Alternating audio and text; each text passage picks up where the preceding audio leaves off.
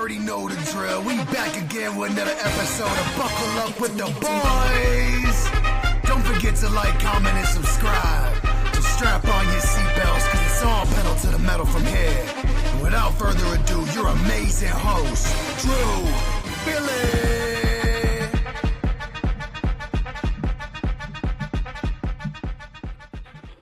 Welcome back to another episode of Buckle Up with the Boys, here with your host, DB, and host Trevor and DB. Trevor, how are you doing tonight?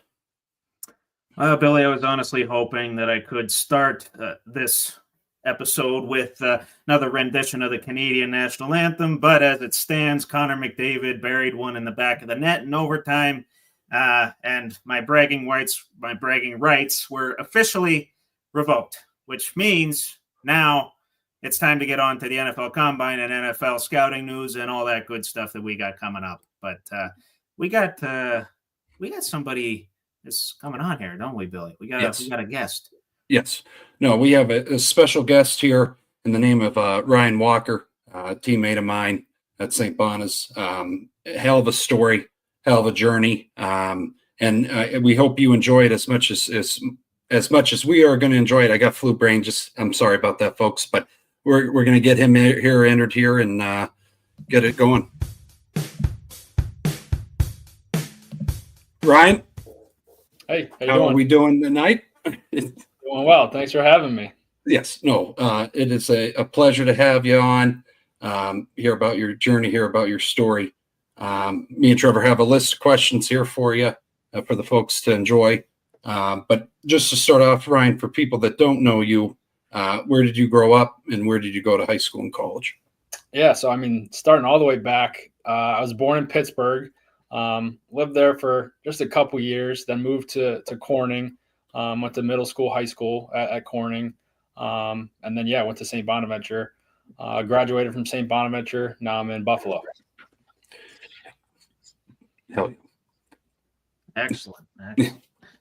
Yeah, I forgot to tell you, Ryan, I am living in Pittsburgh right now, and the vibes are very stale when it comes to these guys. But I assume we'll get.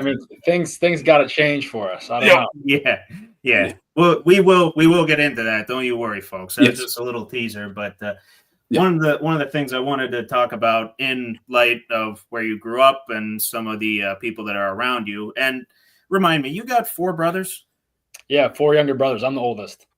You're the oldest. Oh, yep. Wow. That's very awesome. I'm the oldest as well. I only got a brother and a sister, but damn, 4 brothers. That's awesome. It was crazy growing up. It was fun. No, I bet. So in light of that, who are your biggest influences when it came into getting into extracurriculars and athletics, both, I guess, in the family and outside? Yeah, so really, outside of the family, I looked up to Kobe a lot. Just as I know Billy likes that one too, but he was a big idol growing up, and then believe it or not, I liked Johnny Damon a lot for baseball. I liked his hair, liked his beard. I rooted for the Red Sox a little bit, so it was just fun watching him. And then really within the family, all of us played sports, so we were just super competitive with each other. So I think we all pushed each other to be good. So it was, like I said before, it was just fun growing up. Hell yeah. Ryan, being as athletic as you are, any other sports you did except baseball when growing up? And what led you to baseball? Yeah, so we played, I played a ton of sports. So even starting like the very, sport was gymnastics. I think I started when I was like 4, did it for a handful of years. I want to say I stopped in like 1st or 2nd grade. And I did it with my younger brother, Brendan, and we kind of looked around. We were the only guys that were still doing it. We're like, all right, we're going to do some other stuff, but did T-ball starting at 4, did soccer. I think that started at 4 too. Basketball, did a little tackle football when we were young. Then that moved over to flag football, and then it was back to tackle.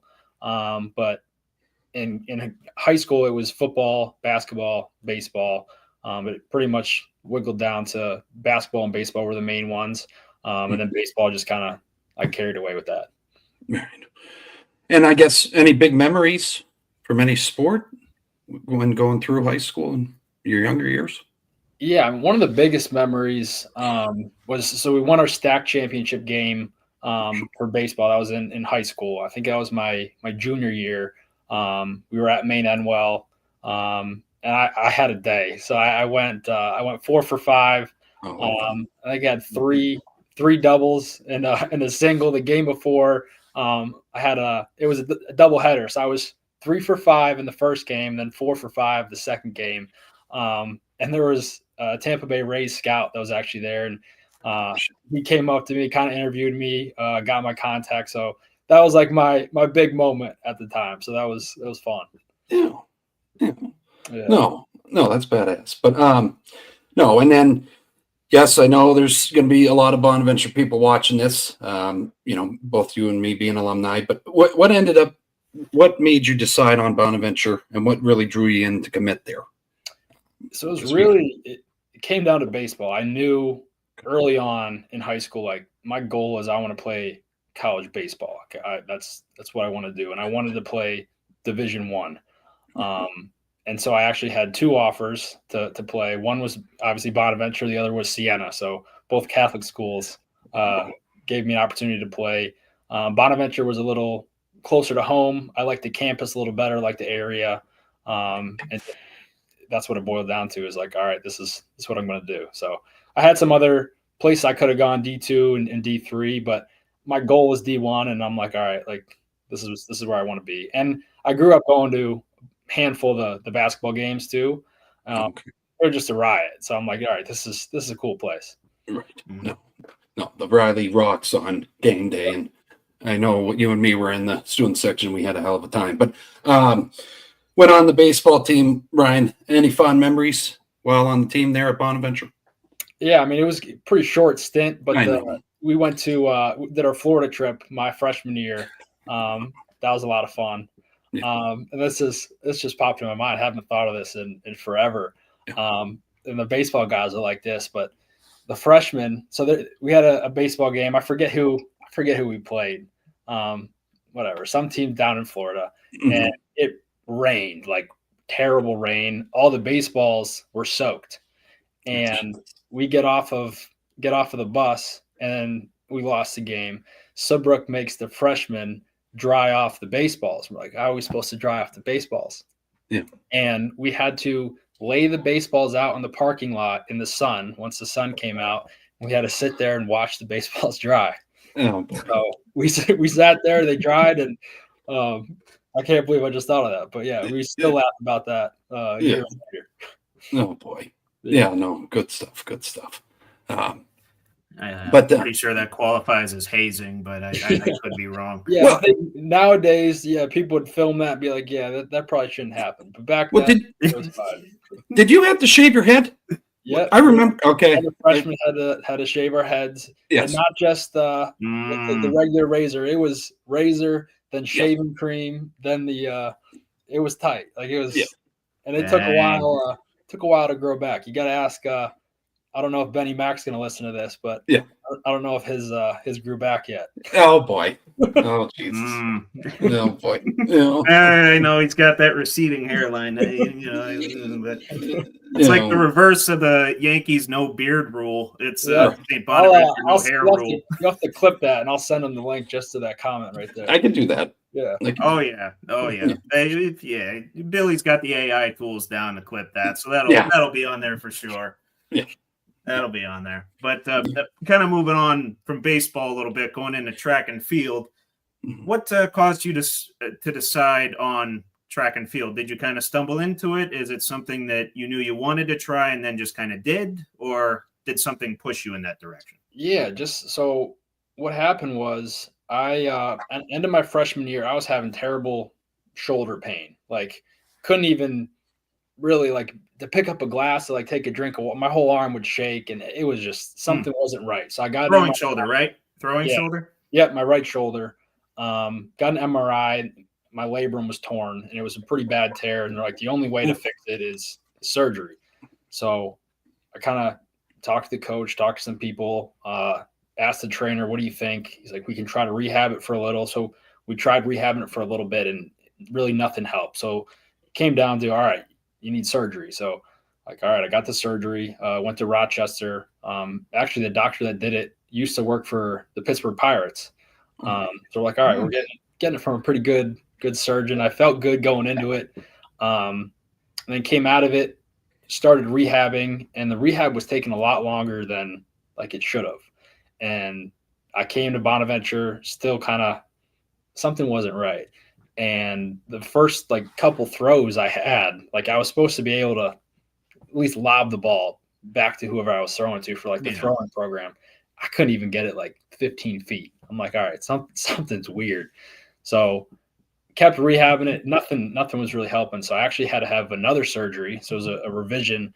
There was so much scar tissue that was built up, and I guess it wasn't rehab right. So they went back in, cleaned some stuff out, and long story short, it just shoulder never healed right, and I wasn't able to throw a ball at that level anymore. I could have gone to some other schools and messed around, hit and thrown, but like I was like, hey, I like Bonaventure. I just can't play at that high level, and I didn't want to see myself go anywhere else and just play less competitive ball. So I mean, a couple months went by after that, and I heard that they were opening up a track program at Bonnie's, and I'm like, hey, like I'm still super competitive. I was still working out. I was doing all this stuff. I'm like, I kind of wanted to work out for a purpose. Right. And so Coach Mack, the track coach, kind of reached out to me. He kind of heard of my story, and he's like, hey, like, would you want to try? Like, we don't have any really sprinters yet. We're trying to make this a program. And I thought about it. I'm like, yeah, like absolutely. Like this is something I want to try. So that's how I got into it. It's a heck of a story. That is. That's just I don't know. But yeah, but as we go on, we'll get into it and all. Yeah. But I knew you had the one surgery. I didn't know it was a double surgery. Yeah, the second one was it was like the second one was more of a clean out, but it didn't. Yeah. No, I got you. Well, anyway, kind of hopefully talking more in a positive light on that. How did your preparation and pre-game or pre-meet routine change from baseball when it came to track, and how did your training change as well? This is another story that popped in my mind, but by all means, talking to Coach Mack, the very first practice that we had, trying to get some information out of him, I asked him, I'm like, hey, like where do I park like for practice? And he kind of looks at me funny, and he's like, park. I'm like, yeah, like where do I park my car to practice? He goes, no, yeah, you don't park, you run to the track. Yeah. Like, oh, like, okay. The track was 3 miles away. Yep. And I'm like, oh my gosh. So I went from not running at all. I was in baseball shape. I was a little bigger. From then to I'm running 3 miles to the track. I'm doing a sprint workout for, I don't know how long it was, hour and a half, 2 hours, and then running 3 miles back. I'm like, this is insane. Yeah. So I actually, the first week of being on the track team, I lost 10 pounds. And I talked to the coach. I'm like, hey, like, I feel terrible. Like, can we switch this up? And he's like, yeah. I mean, he was trying to get the track program going too, and he was learning as well. So he was like, yeah, like, I'm sorry. And he kind of adjusted it. But that's how I first started that first week. But then kind of just rituals, like baseball had all the same like rituals. It's very superstitious. With track, I never really ran before, so I didn't have anything. I just tried to make sure I was in like the best shape that I could be. Yeah, no, I remember just for the viewers out there, just to give a little more insight, we'd start at the Riley Center, and I remember looking back again. I did distance, and I look back, and I'm like, okay, Ryan's running the track with us. I said, but he's only doing 400, 200 meters. And you ran. You didn't complain though. You ran, and it might have took you however long it took you, but you did it, and then you did your workout, and then you ran back with us. So I mean, all credit to you. And that goes along with the question here too, Ryan. Where does the drive come to want to come from a total different sport you've never done before, Then you set the program record, which I was at UMass with you there. I'm still baffled by it. I think this is a story that I wish we got you on sooner because, I mean, we were at the conference meet. I don't know if you were nervous. I don't know. But you went out and ran the 400 against guys that have been doing the sport their whole lives, and you set the program record. I understand it was our first season, but I was like, what, you laid down like a 54, 53? Somewhere around there? Yeah, it was right around, 54 flat around there. It was your first season. I'm like, where does that come from? Like, is that just instilled in you, like the drive to want to just perform, or what? I don't get it. It's crazy to me. I'm just super competitive guy. Like sports is one thing, but like anything I'm playing or doing, I go like all in. So as soon as I committed to the team that I'm like, all right, I'm going to do this. I'm like, all right, I want to do it the best that I can. And going from, I think that first year, it was kind of a shortened season for me. I think I joined, I might have joined right when it started, but there was maybe 6 meets, 7 meets, something like that. From the first meet, we didn't even have blocks. I was never even trained on blocks. So they said, like, on your mark, get set. All these runners get down on the blocks. I'm standing there like this with my hands up. I'm like, like I had no clue what I was doing. And then fast forward 6, 7 meets, I started to figure it out, get a little faster, learn how to use the blocks. So I made a lot of progress in that first year. And actually the very first meet I did, it was at UB, and it was the slowest heat, but I won the heat, and I was pumped. I'm like, wow, like this is fun. And so since then I was kind of hooked on it. I was waiting to see if you brought that up because everybody had really good days around the team. But when you won your heat, I remember running down the infield like, holy shit, he did this. Like I don't know. It was just cool. It was just cool to see. It was fun. And to watch somebody that just join the sport and get the admiration and joy of the sport. That was just fun to watch. But so biggest thing I think too for athletes watching out there, I struggled with at times, Ryan. It's been documented. How did you manage your athletic responsibilities out with outside recreational and non-recreational activities? Yes, I mean, this kind of translates to even after school. Is like you're doing 2 really full-time jobs. You got a lot of classes. Track took up a ton of time. Baseball took up a lot of time. You just had to make sure you were on top of everything. And one thing that I was told in college, and I said it a lot, and it's true to an extent, but it was saying was it's not about the grades you make, but the hands you shake. And obviously you had to get some good grades. You had to pass. You had to do all that. But shaking hands is really, really important. And especially in the career that I'm in now, it's really about who you know. So just networking really helped me to get to where I am today. So. Right. Okay. And just to share with the viewers too, and I think you probably experienced it in Buffalo, you can't go really anywhere in Western New York with wearing a Bonnie shirt without some alumni coming up to you and telling you what class they're from and what class are you from, and they have to know. they have to know who you are. Like I've never seen that with another school, but.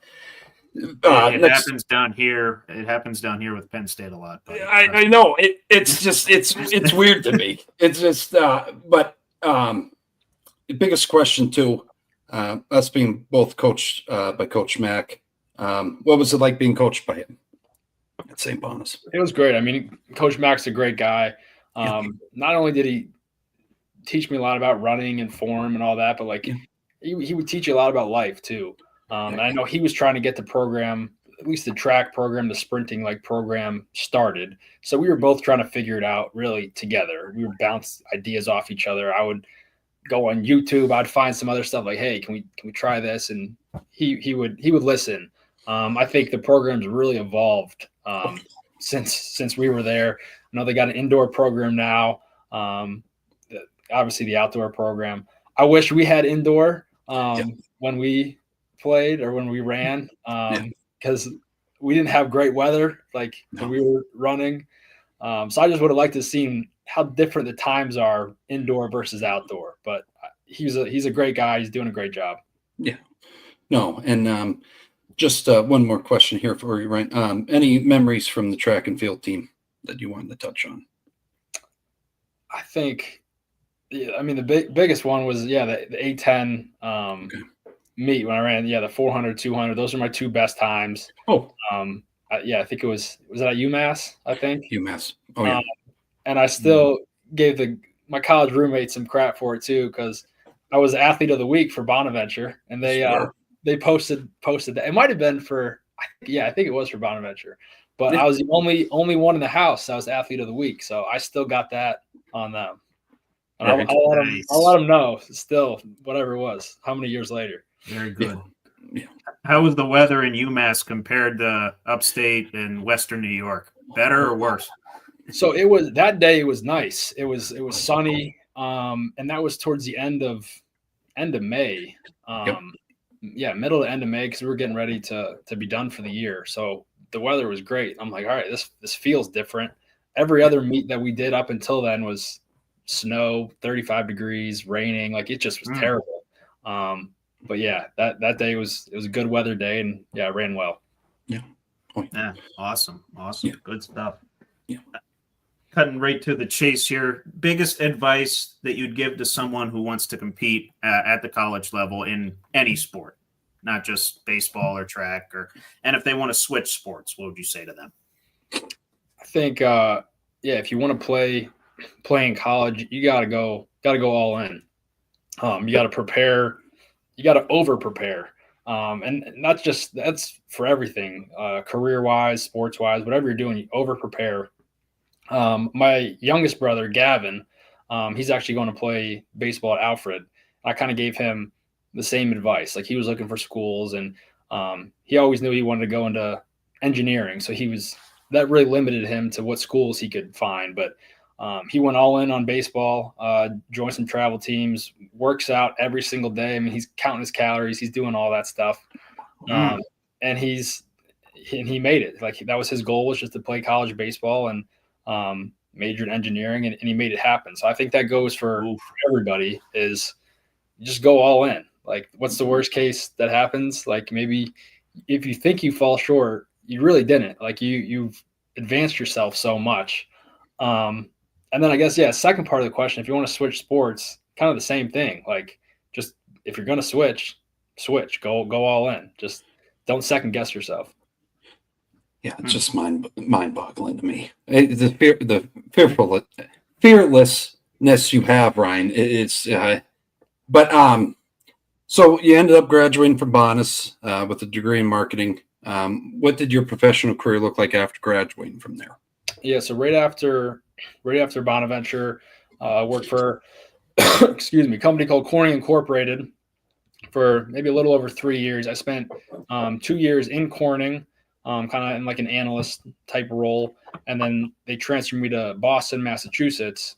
So I was there for a year in the life sciences division, and really, even in college, my whole goal is I wanted to get into medical device sales. I got a job that had to show some kind of experience, and kind of Corning gave me that experience. I was then able to use that, and I was able to land a job with company was called Smith & Nephew.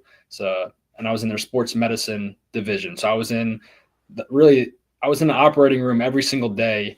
I covered Buffalo, Rochester, and like parts of Pennsylvania. So I went up to like Coudersport, PA for cases. So I was driving all over, just massive territory, but it was like, I loved it. I thought it was really cool.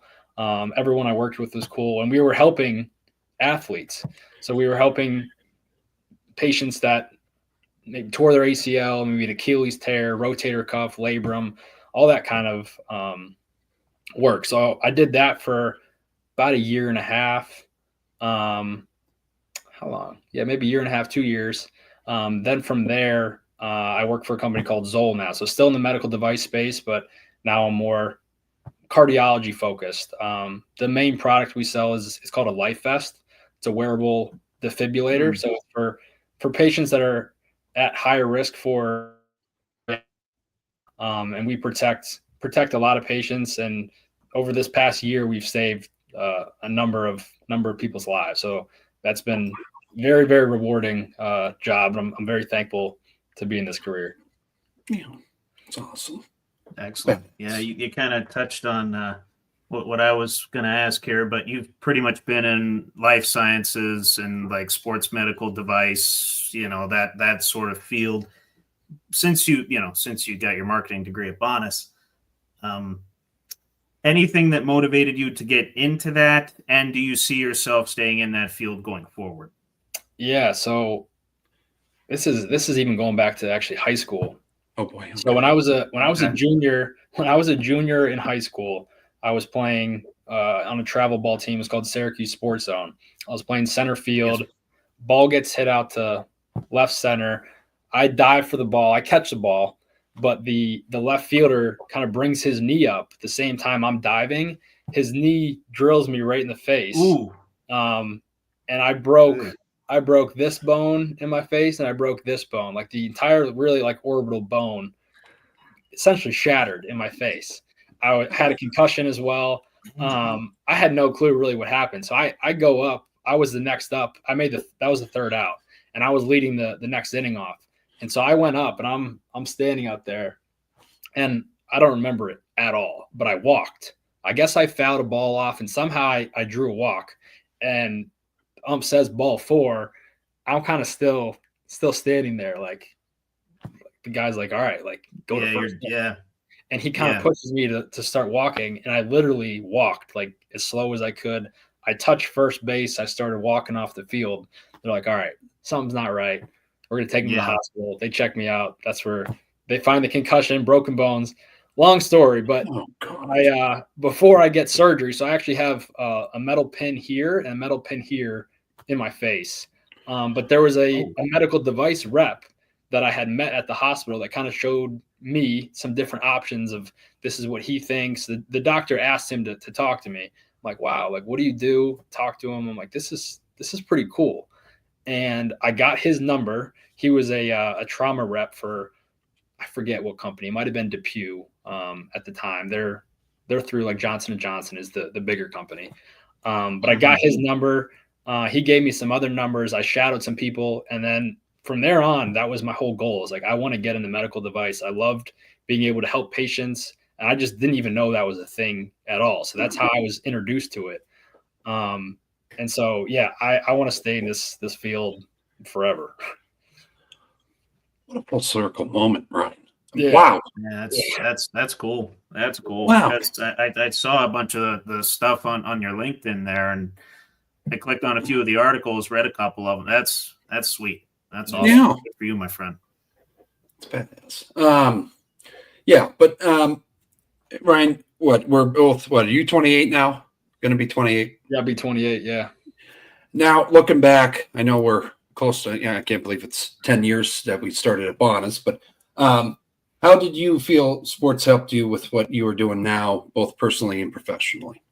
I think it just further proved that like I wanted to be competitive. Like everything I do, I still want to be competitive. That's how sales is you got to beat the competitor. You got to be okay with doctors, physicians, whoever saying no sometimes. But learn how to kind of not take no too, like show them why this is helping their patients and just really, really stay on them. And we're all there for one goal. We want to, the company that I'm with now, we want to protect the patients. And when you show how many lives we've been able to save over the last year, it goes a really long way. Like what stronger message than showing cardiologists the rhythm strips of a patient that was shocked by the life vest and saved their life. So I just kind of take that and everything that I've learned from college and just that competitive drive, it's gone a long way. It's awesome. It's awesome. Very cool. Very cool. Yeah. So digging more into your personal life here. Last couple of years have been some pretty important events have gone on. You've had a kid, got married, got a new house, all that good stuff. So if you had to pick like a word or phrase or phrases to sum up these last couple years, and even if you want to expand on, what your family means to you, and if you want to get sappy with us, go ahead, Ryan. But if you had to pick like a word or phrase just to encapsulate these past couple years, if I had to pick one word, I would say wild. Wild. And just like expanding on that. I mean, like you said, we had a lot go on in the last year. Yep. New house, new job, baby. He's 9 months today. And the time is just flying. Even a couple months ago, like he wasn't really crawling. He could sit up and stuff. Now you put him down, I look away. I'm all right. Where'd he go? Right. He's moving all over. He'll put his toys under the couch, and then he's crawling under, and then he gets stuck under the couch. I'm like, all right, Brooks, what are you doing? I pull him out, but it's been fun. Like, I guess the second word of how to describe would be fun. But yeah, family means everything to me, especially once Brooks was born. Like everyone says, like, yeah, it changes your life, but I mean, it really does. Like you have more purpose than you ever had before. So as soon as he was born, like it's like he was a part of my life forever. So it was that moment when he was born is the coolest moment like I've ever seen. Like it was just incredible. And Justine says the same thing. But as far as the like competitive drive, now you work and you make money. You want to build the best life you can for him. And so that just further pushes me in my professional career. Is like, all right, like I want to do everything I can for my family, obviously for me, Justine and Brooks. And then maybe, for future kids down the road too, just build the best foundation as possible. Like my parents did a really good job with me. They gave us everything we needed. They pushed us to be successful. They're very successful in their own right. I want to do the same thing for my kids. Right. Now, I can attest to that. My dad has told me he's only cried a few times in his life. Once at his wedding, another time when the Steelers lost Super Bowl 30, and then when his 2 children were born. So that's it's definitely true. And, hopefully, Billy, you get to that day soon. I'm working on it myself. Right. No. Yeah. Yes. No, it's Ryan, looking forward into the future here. What are things looking like for you personally, professionally? Any plan to? Well, I guess you're kind of involved with athletes through your job as it stands right now. But any plans to return to athletics in a more hands-on fashion? I think definitely. Once Brooks gets a little bit older, definitely want to coach him. I'll kind of let him. I hope he picks baseball. But like whatever he wants to decide. As long as he's a Steeler fan, we'll get along. That's a battle. I mean, we live in Buffalo. I'm like, he has to be a Steeler fan. I need somebody on my side. So he definitely will be. He hasn't been through a table yet, has he? No, not yet. No, he hasn't had the Bills baptism yet. Okay, not yet. Okay. I think we're okay. Good start. Yeah, so I'll stay on him. I'll make sure he's a Steeler fan. But yeah, whatever sport he plays, I'll make sure I coach him in some capacity. Yeah. No, just try to sneak in, some Steel Curtain highlights, when he's in his crib or whatever. Just, have the phone over there. Yeah. You'll be good, right? Yeah, he falls asleep to a Renegade every night. So. Wonderful. Good. That's awesome. Yeah, it's a hell of a nursery. What I recommend is just throw in some Troy highlights. Yeah. Oh yeah. So, watch the whirling dervish that Troy, watch him jump over the top and get Kerry Collins in the backfield. I think he'll be hooked. I think he'll be good. Maybe not show him James Harrison giving Massaquoi concussion. Maybe avoid that. Maybe not Jack Lambert with no teeth. But there's not your own. There's not many. Unfortunately, there's not many highlights I can share with them over the past handful of years. But I'll have to go way back in the archives for some stuff. Yes. Yeah. The Ben days. Yes. Crucial. The last couple of years just showing mediocre play from the Steelers. So. Yeah, I was wrong on Kenny Pickett, but we'll get to that. Anyways. Are there any sports you wish you had tried? Ryan, that I did not know about, and this is why I love doing this. And I know I just asked the question, I'm talking still, but I didn't know you did gymnastics. But is there any other sports you wish you would have tried? Yeah, so I mean, gymnastics, I was really young, but if there was a sport, and I might get some pushback on this, but That's all right. if there was a sport I wish I would have gone more into is lacrosse. I did a couple camps, and Okay.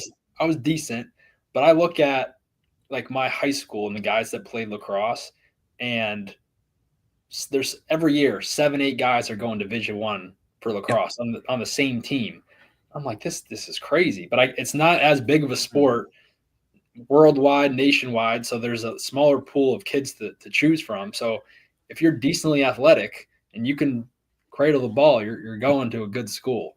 So I mean, I wish I would have done that a little bit more just to see if I could have made something from it. But and I'll say growing this: sport lacrosse is too. I'm looking forward to watching that grow because Penn State, Notre Dame, they got good lacrosse programs. So it might give me something to watch during when it's just baseball season. Yeah. I mean, even just our high school team, we had guys go to Maryland, Loyola, UVA, a bunch of guys go to Bonnie's, Binghamton. There's teams from all over, and that's just in our small town high school. So it just goes to show, like, I think it's easier to go play college lacrosse than any other sport right now. And I'll say this: before going to Bonn, I didn't even know lacrosse was a sport. I don't want to insult anybody that's watching this. And then I came up here, and I'm seeing guys with their backpacks with the stick logo, with the lacrosse. Yeah. I'm like, what sport's that? What the heck? Is that hockey? No, it's lacrosse. It's big up here. I did not realize Western and upstate New York are all over the state. It's huge. And Buffalo, they lose their mind over the band. It's been a couple games, Ryan. They're entertaining. I think there's a guy from Bonnie's that's actually on the team. Yes. Yeah. I saw a highlight. He got in a fight and he got killed. Oh, I saw that same highlight. Yeah, he was. I was watching a Sabres game. I think it was the same Sabres game that Rob Ray got pegged in the face with a puck. Yeah. So eventful night, and then I saw a lacrosse fight. So the Sabres won. So it was a full night. It was a good night. There you go. Right. No, but there's one motto. I hope that kid's still following: win or lose, spawn is booze.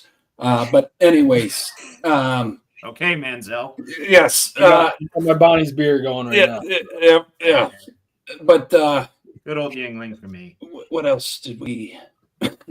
What else? Oh, yeah. I think we already touched on. Oh yeah. You gotta repeat on here, Billy. Yes, I do.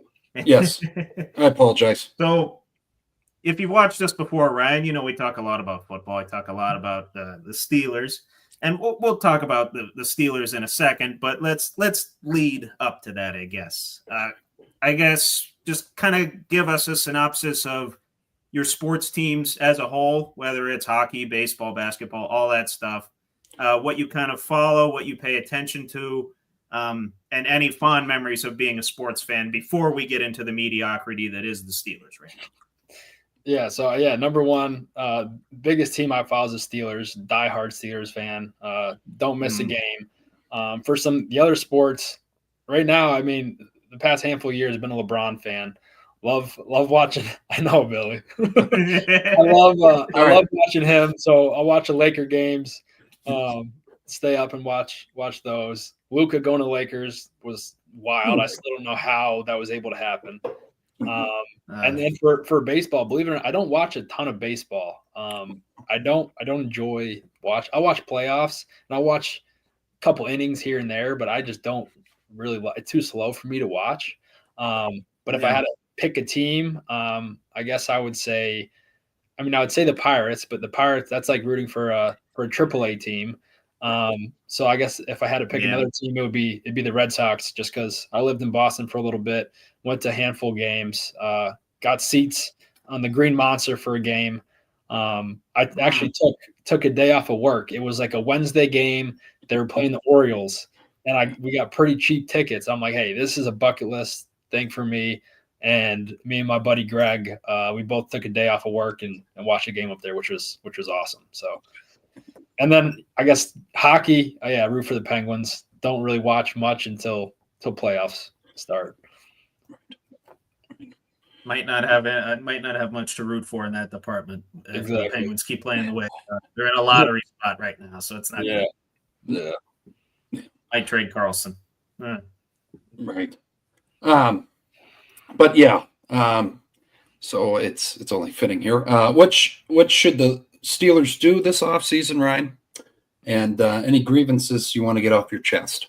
This is a safe space, so you can say whatever you'd like to say. Doesn't have to be from just this past season either. It Yeah. could be all the way back. I've been saying this for years, but I mean, it starts with Tomlin. Like, I don't know how you can.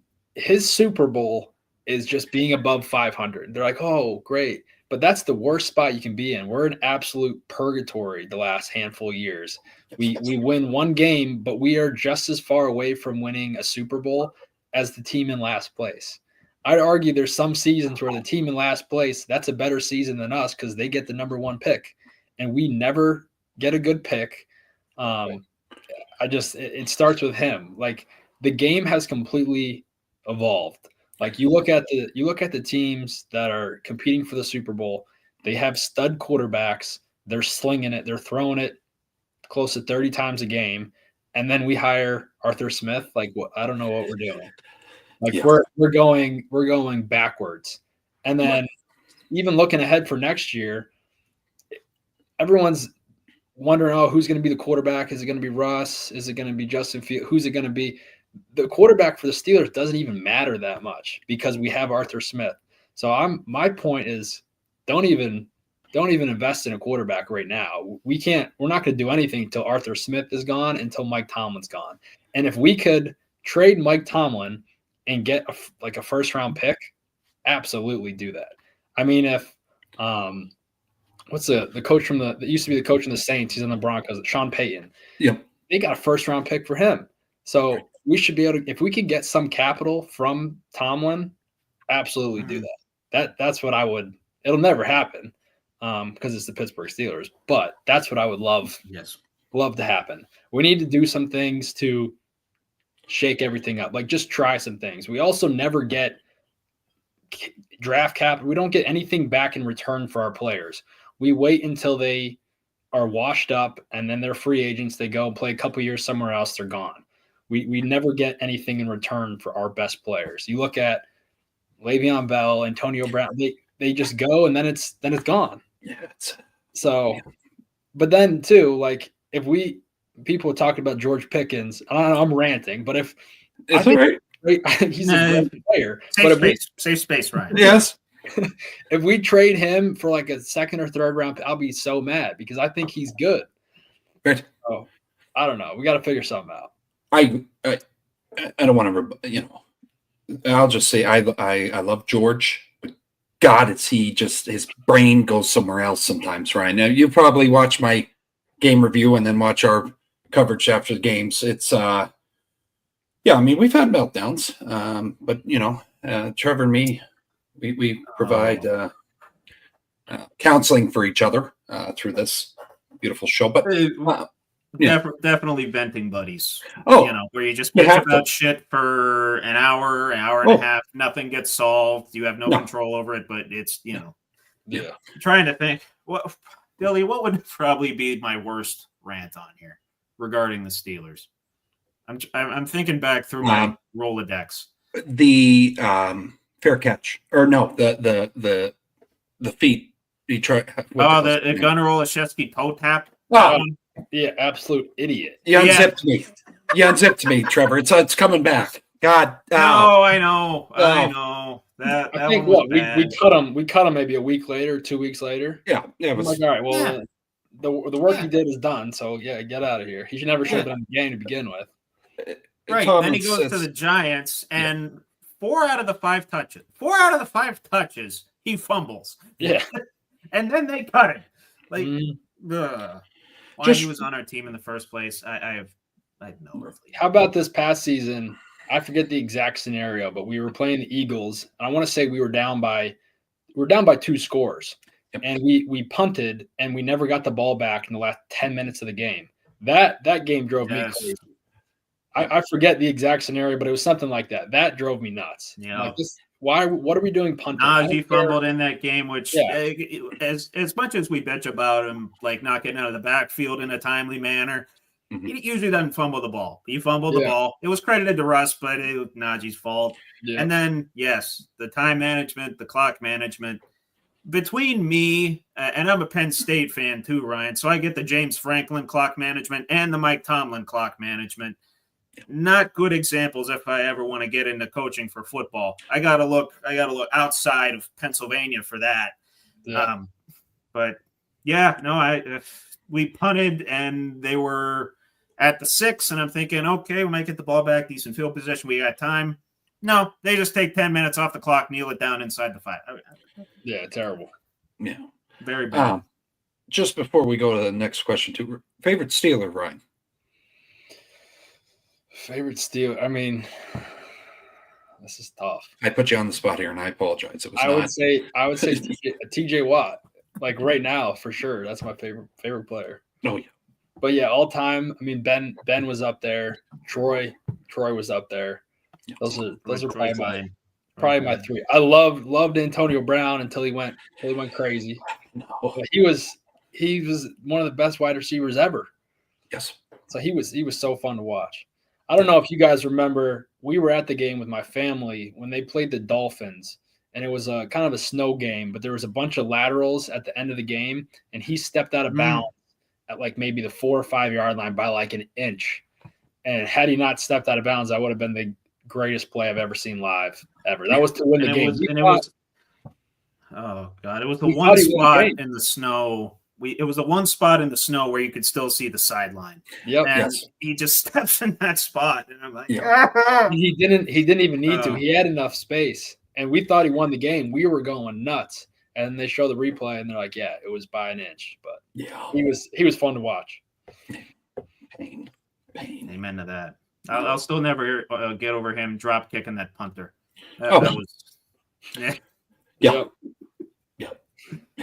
literally curb stomped the guy right in the middle of the field. Are we good with Steelers rants, gentlemen? Are we good? I'm yeah. What do you what would you guys do? What would I do? Okay. Regarding the quarterback situation, people have been teasing me about Aaron Rodgers coming on, which they know how to poke my buttons. 40-year-old quarterback who's apparently rumors are floating around he's going to go to the Giants and just stay in New York. I'm like, okay, you're going to have him. The only good things that Aaron Rodgers would bring here are body paint and psychedelics. And as fun as that would be, like you said, Ryan, it's probably not going to matter who's the quarterback anyway, but keep Fields, right? Because you got an element of him running, and you saw how he ran the offense those first 6 games last year pretty well. Struggle bus at times, but maturing offensive line trying to still gel together.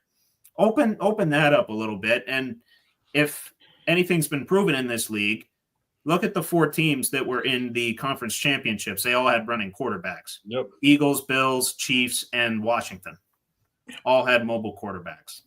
Yep. Hello? Yeah. That's where it starts. And I know Fields might not be the most fantastic option, but start there. Pickens, I do like Pickens. I think you can see, I don't know how to phrase this. I do want him to be traded for Garrett Wilson. I want Garrett Wilson from the Jets. Yes, we did. Yes. That's what I would want. And maybe some pick swaps in there. Whether that changes anything, somehow, some way, the Steelers are going to find a way to go 10-7 regardless. As long as you know who's at the helm and as long as you know who is running the offense. But I don't know. At least Omar Khan is willing to try some stuff personnel-wise. He doesn't get necessarily the big names like D-Hop was a free agent last year, and obviously, we were circled around the Devontae Adams rumors for a time. Brandon Ayuk too. Brandon Ayuk, Mike Tomlin twin. Yes, we dodged a bullet there because a lot of people wanted him, and he didn't play well, and I think he got hurt, right, or something. Yes. He got hurt like 5 or 6 games in. Yeah, we dodged that one. Yeah. No, yeah, and he was out for the season. But yeah, those are my immediate thoughts. And as far as who you go with in the draft, I think that's going to be a receiver. I think you need depth at that position, either that or cornerback, because Joey's good, a little handsy, a little too many penalties. Dante's good. He's a little streaky, but other than that, you don't have a whole lot of depth there. So either go wide receiver or corner. I'd like that. And you're eventually going to have to find somebody to replace Cam Hayward because, as good as he still is, and he's playing at an elite level, Pro Bowl level, he's, 36? Yep. He's pretty old for a D lineman. Yep. So you're going to have to start kind of filling in the gaps here because on the offensive side, you still have a young team. So on the defensive side, you have the most expensive defense, and you're trying to kind of just mitigate some risk and manage ages and veterans and some rookies and, Yeah, no, I like it. I agree. Yeah. No, I'll just throw something out. You get Hines Ward as wide receivers coach. Been complaining all off season. Let's do it. He's at Arizona. Is he coaching somewhere? Arizona State. Get him out of there. Put him in the black and yellow, black and gold. And Rooney needs to invest in the team. Me and Trevor will probably touch on it, but they just need to improve with the team. Yeah, Rooney's NFLPA grade was not very good. I mean, come on. It's like a D plus or something. I saw that. The locker room, they rated all that stuff. The locker room was bad. The food, the facility, everything was low. We were at the bottom of the list. 28. And like crazy. And just before we go to the other questions here, I got to say this. When you look at, if you watch that, what's it called? That they followed the teams all season. Hard Knocks. Hard Knocks. You look at all the facilities, like their film rooms, and you see the Steelers. They have cafeteria chairs that we sat in probably elementary school, and you got the Ravens in like comfy, nice, cozy, lean back chairs. Like, come on, boys. We're Steelers. Mm-hmm. Invest in the team. I think the other thing that drives me nuts is, like, if you think about it, if you're a top wide receiver in the NFL and if you're a free agent, do you want to go to a run-first offense? I mean, no, absolutely not. No, we can't get these free agent receivers, tight end. No one wants to play on our offense because we're a run-first offense. It's terrible. So until that changes, we're not going to get any good guys. No. You gotta evolve. And another thing that was kind of rated pretty low was the training staff. And I think conditioning is a big issue because, I mean, you see us early in the season, we come out firing, right? We come out firing on all cylinders. Then all of a sudden, these guys with like soft tissue injuries, they're out for longer than they should be. And obviously, like, the defense and the linemen are getting worn down very easily.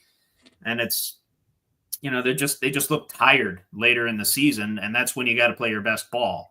Mm-hmm. So something's got to happen with the training staff there, whether it's personnel or whether it's the approach. To me, something's got to change to make it, holistically better.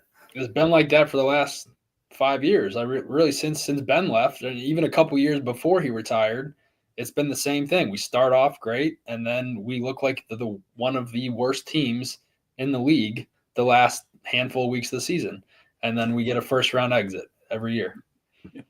Yep, and then we're picking 20th. Exactly, it's terrible. Yeah, not a good cycle. But yeah, that's all right. That's all I gotta say. No, that was good. That was good. Yeah. I felt like a lot was accomplished there. Yeah, I feel better. Yeah. Good. I'm glad.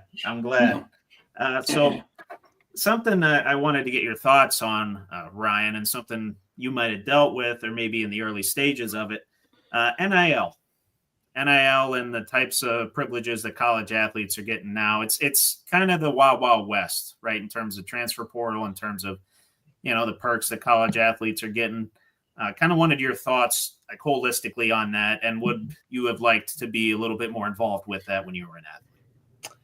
I think NIL is ruining college athletics for the mid-major program. So a school like St. Bonaventure, obviously we don't have the same amount of money to get these athletes as some of these other schools. So it makes the mid-major programs very, very hard to compete. To the point where we obviously Woj is our GM now. He's helping save the basketball program. He's helping save Bonaventure athletics in a way by getting more eyes in the school and whatnot. But I think the schools, I mean, obviously just speaking about Bonaventure, but I think the school's hurting for money so bad that Woj has to sell his phones and sell all this stuff just to get some extra NIL money. Because like I think Billy's buying one of those. Yeah, I mean, we're absolutely desperate. And as far as transferring, when we were there, like you got one transfer. Even if you went D1 to D1, you had to sit out a year. There's a year wait. Now it's like guys are just going from school to school to school to school. It's not good. Like I think Mark Schmidt's a great coach, but the reason he's a good coach is because he develops his players. But we even saw that kind of towards the end of our years is 5 of our starters on the basketball team went up and transferred. It's like, how can you build a program when you're just losing guys? So the top-notch programs, it benefits. They can pay their guys and whatnot. But for the smaller schools, I think is ruining it for people. So I think they got to really figure it out. I think there should be, if you're going to do transfers, I think it should be one transfer only with no penalty. Then maybe the next transfer you got to sit out a year. There's got to be something to keep guys out of school for longer than a year. Right. And then as for the money, there's got to be a cap at a certain amount to kind of try to even the playing field for all the schools. Because I mean, I think it was Michigan incoming quarterback. He was going to another school. Dave Portnoy jumps in. Some tech guru jumps in. I think they gave him like $10 million. I'm like, this guy's a senior in high school. So how can these other teams even compete? It just goes to the highest bidder. And at that point, that's not college sports to me. That's professional.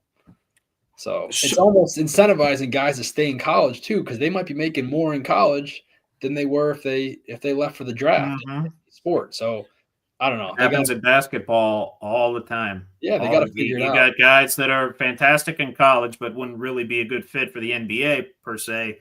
Armando Bacot comes to mind. Yeah, he wasn't a great fit for the NBA, but he was making like $7-8 million while he was in college. So why am I going to leave? Yeah. And Ryan, I got to say this, and I mean we can kind of get into it. We had Nate Priscilla on it when we were on Spotify. So you're really the first Bonnie, second Bonnie, but current graduated recently. The whole process of even trying to get into athletics in college is not easy. I don't know how they're getting past with all this. Like there's so many safeguards when we were both probably getting recruited that I don't know how they're able to throw all this money out there. And it's like, okay, I'm going to switch all this paperwork over to this now. I don't know.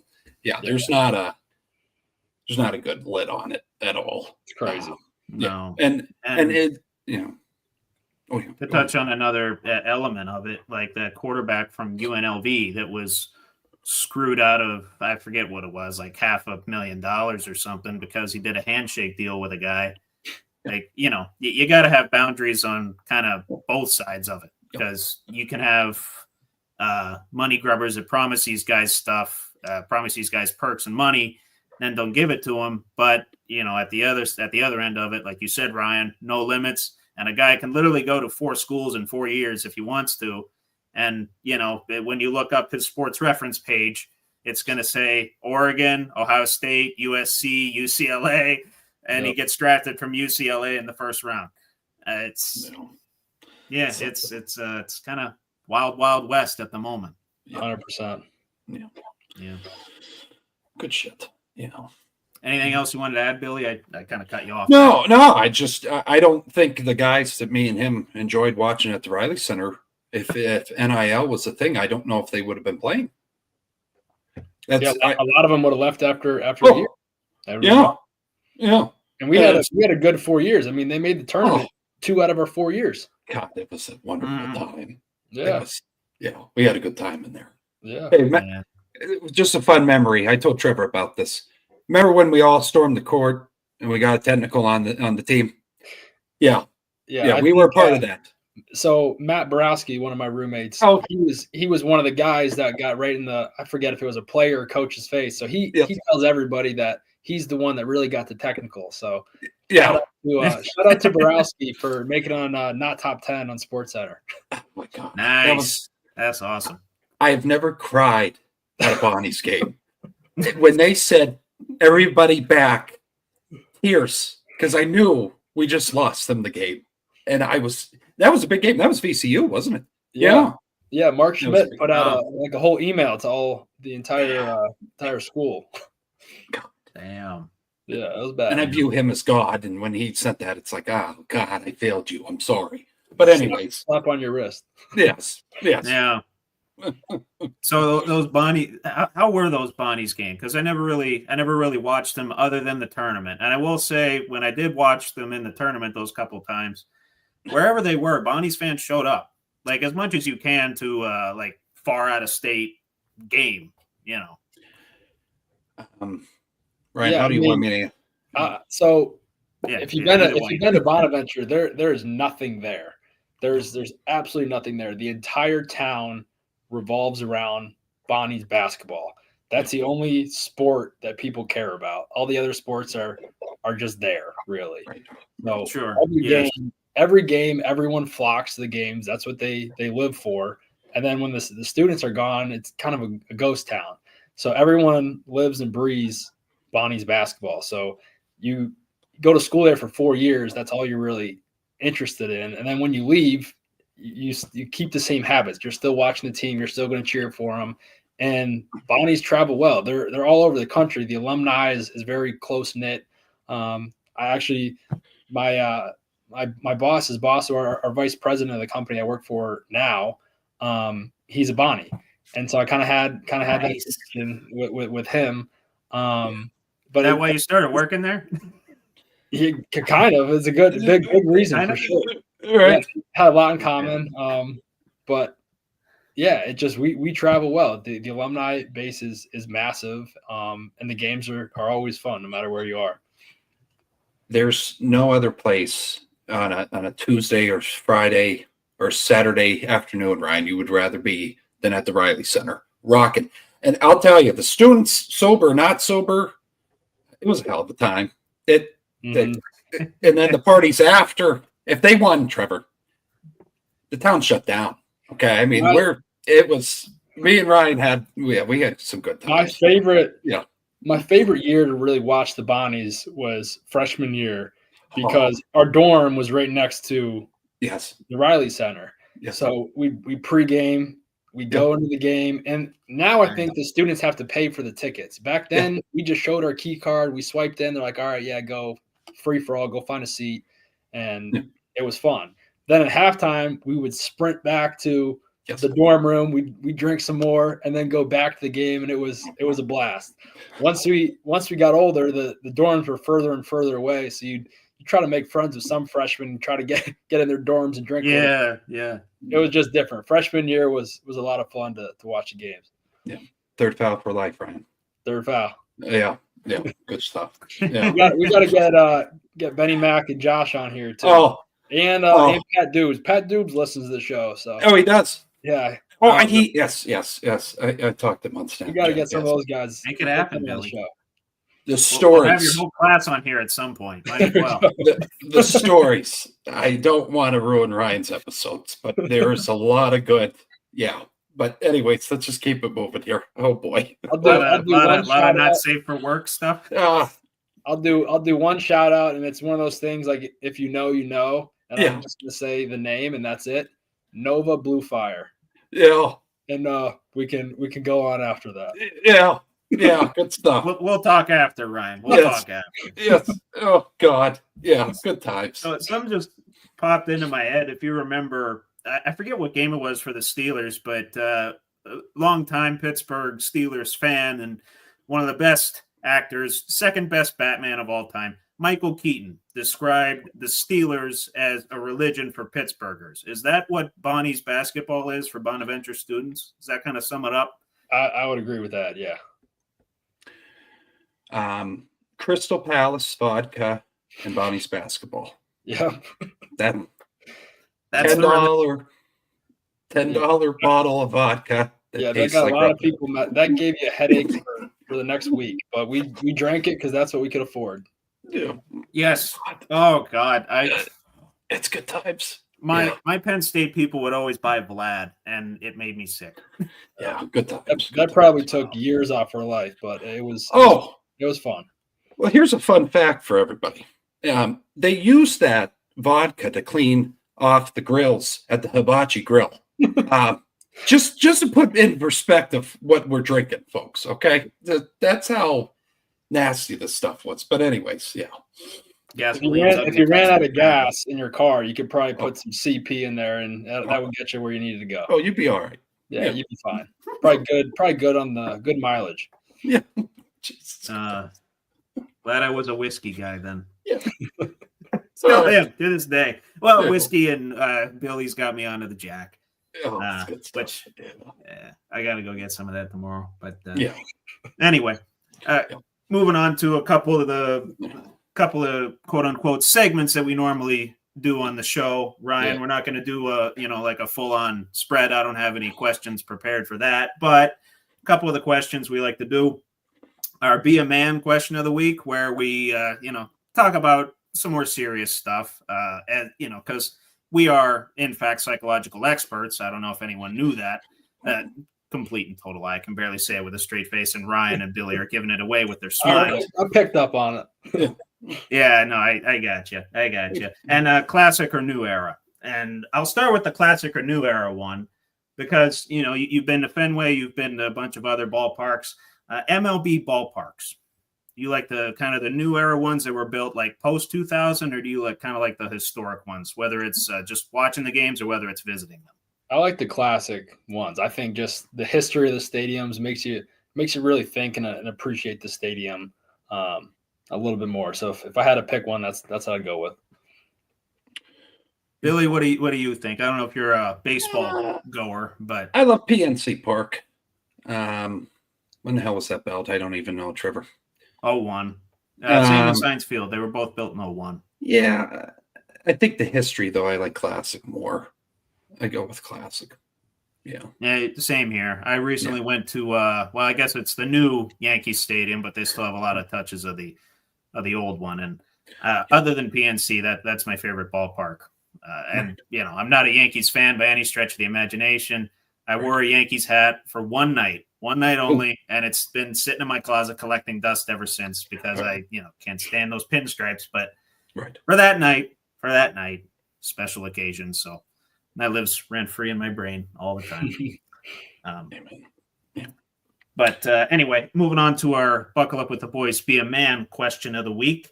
What is the most overlooked issue for men, whether it's psychologically, physically, or anything of that nature, that needs to be discussed more often? Yeah, that's a tough one. I would say, like, just the importance of relationships, like just staying close with friends. It's so easy to get out of touch with people. Like, some years can go by, and like even just looking at college, like you live with some of these guys for 4 years, and then you go a while without talking to them. I think girls are better at it than guys, of just like texting and calling and just staying in touch. But I think that is huge. Like, just keeping those relationships forever. Like, even if you switch jobs, still stay in touch with the guys you were before. I mean, they were a big part of your life, guys and girls, but never burn bridges, and just keep all those connections, and just be a good person. Billy, what do you think? He killed it with that one. Knocked it out of the park, Ryan. I got it. Heavy questions, and Billy says, same goes for me. Double. Double. I got to do better with the I imagine he said that a lot in college. My mouth gets me. My mouth, yeah, shit. All right.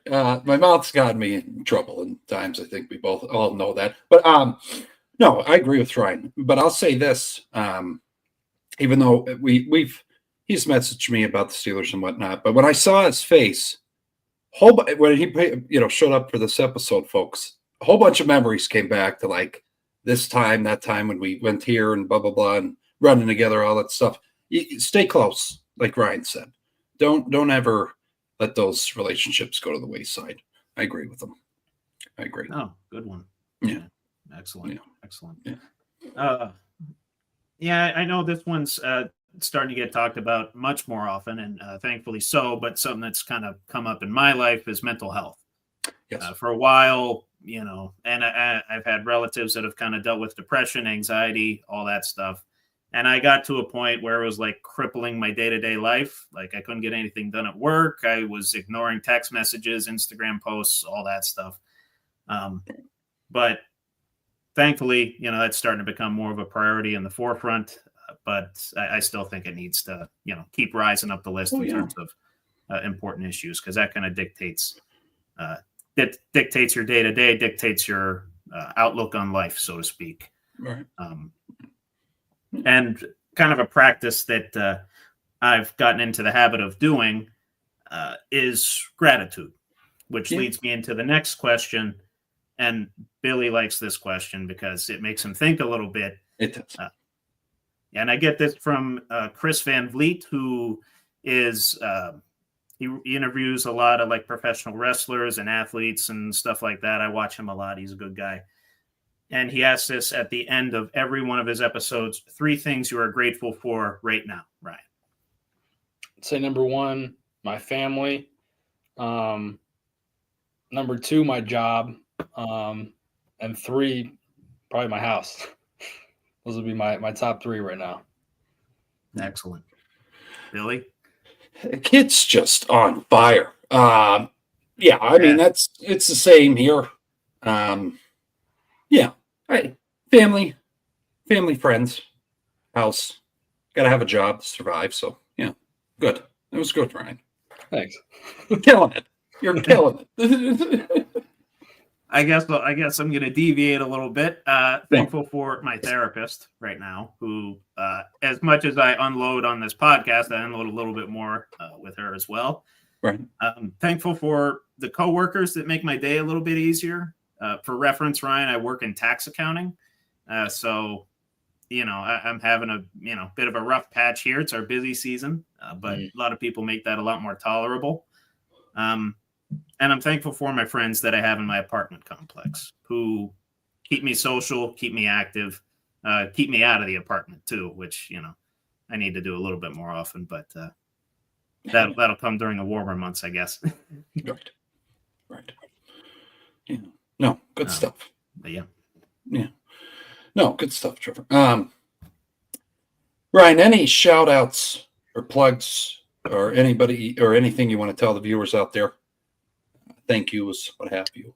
I'll just shout out my old college roommates from the Brick House. Okay. Shout out to all those guys. Hopefully if they're not listening now, they'll get the link. They'll watch it. Okay. And yeah, hopefully we get some of those guys on at some point. Yeah. No, those are characters right there. But any questions for me and Trevor right now, Ryan?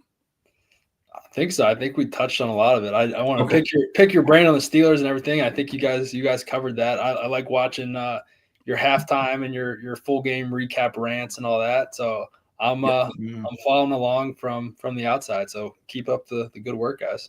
Hell yeah. Appreciate that. Thank you. But before I get into that, I am curious. Bonus beer. Who brews it? Where can you get it? I got this at Bonnie's. So we were up. Justine's brother, so my brother-in-law, he goes to school there. He's a junior. He plays on the club hockey team. So we went up, watched the game, and got this at the beer store up there. So it's brewed by Ellicottville Brewing Company. Excellent. I'm sure you get it anywhere around Olean, Buffalo area. I don't know if you can get it in Pennsylvania. but I don't know. I mean, it's good. Pennsylvania's every time I track a new beer, Pennsylvania is always like the last to get it on the East Coast. It drives me nuts. But yeah, it's a good beer. I think the logo makes it taste a little better too. So solid. Oh, good. Is it a Pilsner IPA? What's IPA? It says Fan Zone IPA. Fan Zone IPA? Awesome. I gotta get more into the IPAs, but I guess I gotta go to Southern Tier for that. But we'll get there at some point. So something I like to do with our guests, Ryan, just more get to know you, rapid fire type questions, and it's this or that, and I switch it up depending on what sport a guy played or what's prevalent in a guy's life, stuff like that. And I know you're a big Steeler fan, and so I just decided to make this the 2-minute warning. So we're gonna try and answer all these questions, and I'm gonna go rapid fire. So just be ready within 2 minutes. All right. So I'm going to start right here at about the 45 mark. And okay, Coke or Pepsi? Coke. Coffee, tea, or neither? Coffee. Beer or mixed drinks? Beer. Just killing it. Steak or chicken? Steak. Dogs or cats?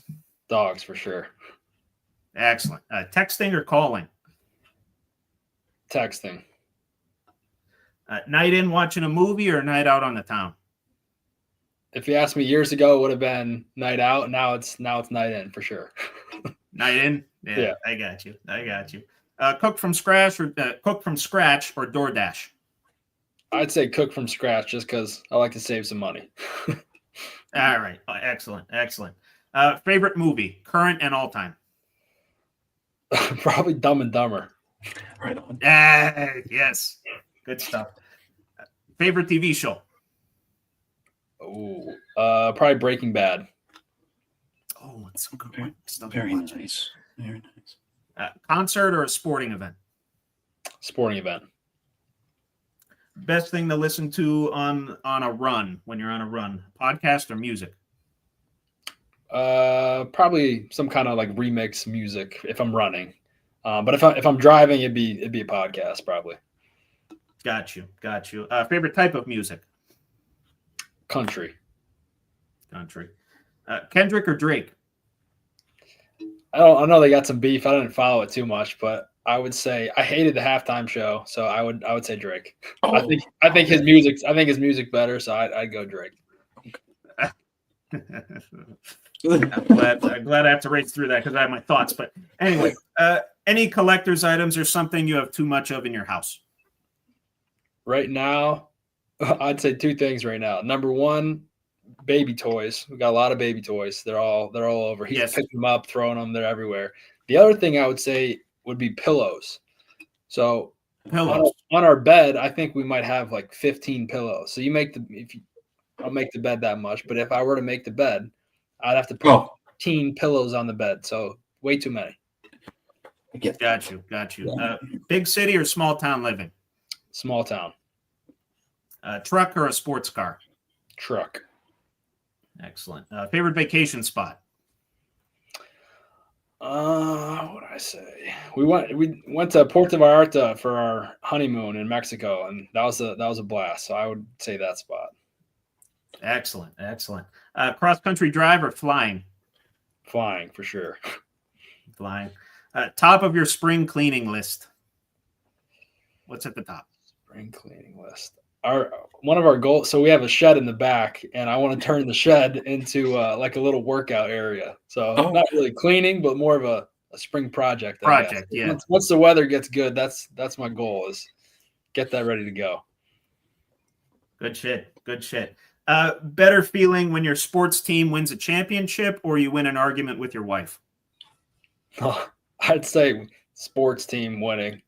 Okay. That lasts forever. A little argument, like maybe another one comes the next day. Sporting event that lasts forever. Got you. Which dynasty is more annoying, the Patriots or the Chiefs? Got to be the Chiefs right now. Yeah. Work from home or from the office? I'd say work from the office. My office is all over. I'm on the move. So my office is really all the hospitals that I cover. And I'd much rather do that than stay at home working the whole day. And last one, this will put you in a pinch. Favorite host of this podcast? Well, I went to school with Billy, so I got to go with Billy. But you're No, you're a good guy. That's fine. That's fine. Thank you. I hope to continue this relationship. That's for sure. But yes, this is fun. Y'all got a history. I thought he was gonna do favorite host of the podcast. Oh, out of time. I thought that's what you were gonna do there. Yeah, that's what. Yeah. No. We were going at a nice steady pace there. We weren't as rushed. Yeah, I think that was like 2:30 from what I was looking at the clock, but it's close enough. Still. We did good. It's like a Steelers 2-minute drive. It takes 2:30 because of all the timeouts that we don't have to use. Yeah. By the time we're about to score, it's too late, and then Tomlin forgets to call timeout or something. So that checks out. Right. He pulls a Matt Eberflus and is just like, that's on me. My bad. Yeah, I'll get better as time goes on, and then he never gets better. Yep, you got it. But anything? That's all I have to. Ryan, anything else? You have questions for us or anything? Not really. No, this was fun. I appreciate you having me on. Yeah. No. No, and we'll bullshit after for a little bit if you have time. But if there's nothing else, Trevor, anything you want to say to the folks? Say to Ryan. I'll say get ready for my draft dissertation coming up. Combines this weekend. It's actually ongoing as we speak. So I'll have a full analysis prepared for all the positions like I did last year. And, I get to talk up a bunch of Penn Staters this year. A lot of those guys near the top of the draft. So that's kind of good for me. It'll put me in a good mood. Right. No. If that's all we have, this was a wonderful episode with Ryan Walker here. If you guys stayed to this point, I hope you did. If you didn't, you missed out. But anyways, we'll be putting this out on TikTok, Instagram, Facebook. Here on YouTube, we'll take shorts of it. Make sure to like, comment, subscribe. We hope you enjoyed Ryan's story and journey. It was a pleasure to be your teammate for the time we had together. And it was again, I don't do this, and I know a lot of people out there say I'm an ass kisser. I really mean it, though. It was one of the most impressive things I've ever seen, you transitioning from baseball to track. It was an honor to watch you compete at the conference meet, acting like you've been doing it your whole life. I mean that. Yeah, I appreciate that. Yeah. So, thank you. You're going to get me to cry, and I don't want to do that live. But no, this was another episode. We'll do it after. I'll do it after. But no, again, great episode here with Ryan. We'll be back next Tuesday at 8:00. Make sure to bookmark that, and we'll see you next Tuesday at 8. Have a good day. Have a good night. Stay safe out there. God bless. All gas, no breaks. And this was another episode of Buckle Up with the Boys. And let me just get this queued up.